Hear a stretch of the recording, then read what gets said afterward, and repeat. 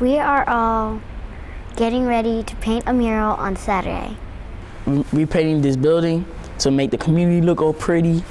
It's about making things look nice and having some experience in it.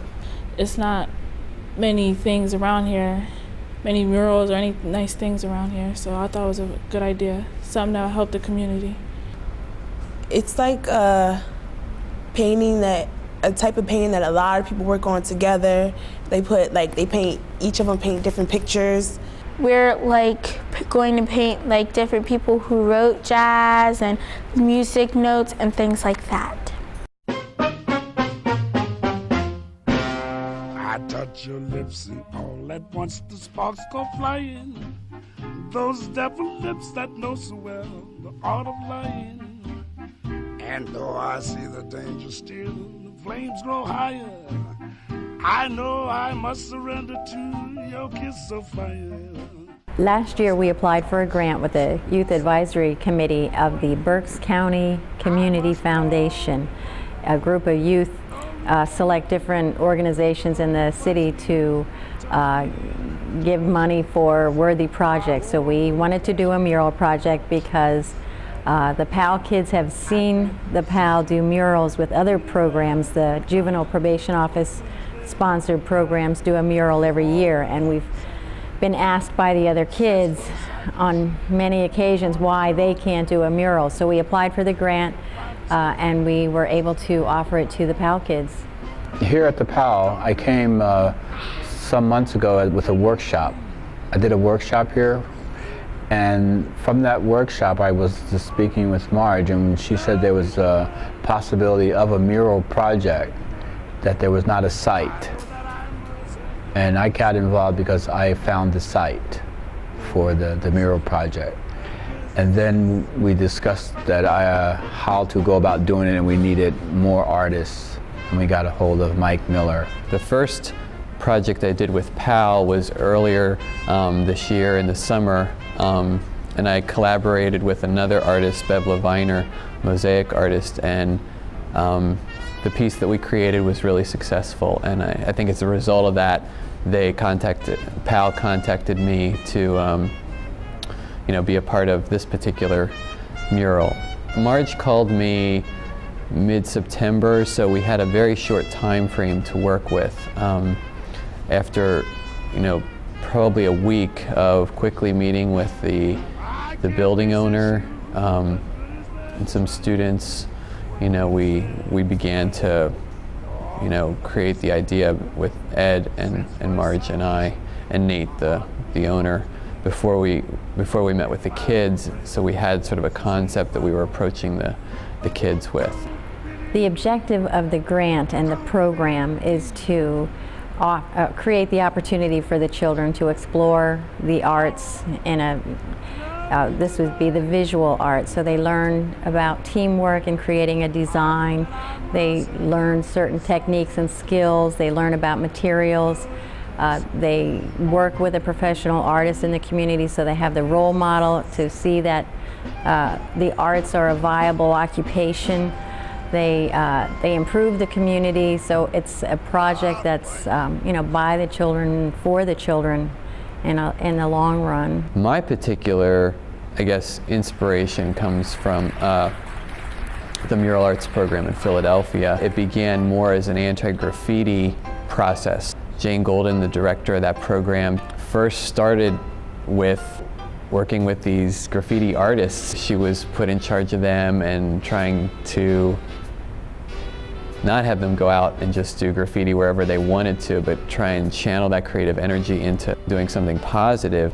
And it's one of the most active mural programs in the country. They have, children through college age involved in learning about murals, designing murals, painting murals.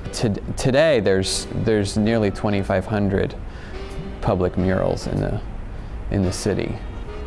Originally, we had another site in mind. We looked at a building, it's about 2 blocks from the PAL, and we were negotiating with the owner, but the cost of rehabilitating the building up to the standard that we needed was prohibitive, so the owner decided he didn't want to have the mural.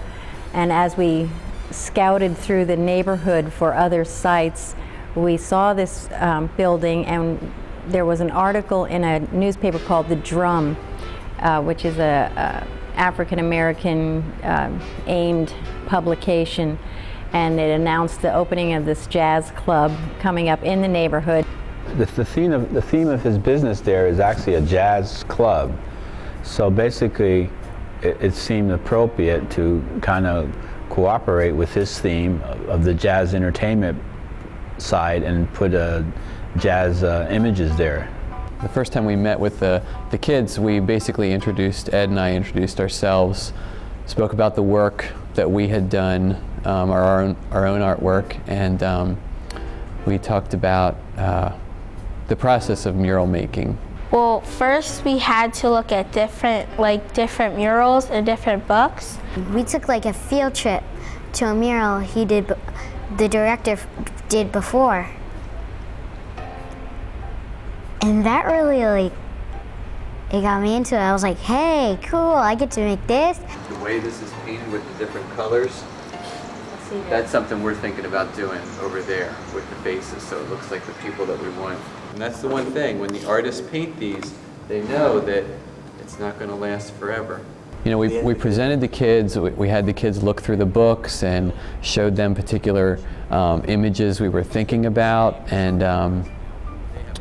the kids' input into the process was that the second time we met with them, we had different styles of jazz music that we played for them, and Ed talked to them about abstraction and shapes and how sometimes adolescents especially are really nervous about drawing things that look real. We listen to jazz music and just draw shapes and stuff. And we had to sketch and draw the way the music felt to us in different shapes and symbols. And we just had them draw shapes and designs in response to these different styles of music, and then we would bring everyone together and look at how, you know, everyone's designs were similar with certain styles of music. And so it's just sort of, you know, something that's, I guess, universal. We all feel certain ways when we listen to certain styles of music. We thought up ideas what we're gonna draw on the wall. It was great watching the kids draw, because they were, you know, dancing as sort of moving around, moving their bodies as well as, you know, their hands as they were drawing the shapes. So that was neat. And we took those particular shapes, and then we also had them at the end of the abstraction exercise. We had them sort of draw buildings and vignettes of cities within the same style. So instead of it looking just like any city, it would be, you know, a jazz city where the buildings may curve or sway or be angular as opposed to just cubes. And so those drawings we used to sort of create this cityscape that sort of weaves all the portraits and the performers together. And we tried to find even things unique to the city of Reading, like the river, particular buildings. So not that we're going to recognize them all, but it's like there's mill buildings that we have in our city, and the river, a bridge. So things that, you know, identify this as Reading as well. The theme is jazz, the mural of jazz. Jazz is about jazz. It's got like Louis Armstrong and Duke Ellington. Billie Holiday. Louis Armstrong. Miles Davis. We did research basically on all the images, and when we came across images that we both agreed on, we decided where it went on the mural itself, such as Louis Armstrong was the first one that we both picked out, and we liked it right away, and we knew exactly where it went. We put it in that position. And then we spoke of Duke Ellington, and I've done pictures of Duke Ellington before, and there was one particular picture of Duke Ellington that I knew it's like a hallmark in the imagery of Duke Ellington. So we got that one together, and that was those two images were the second ones.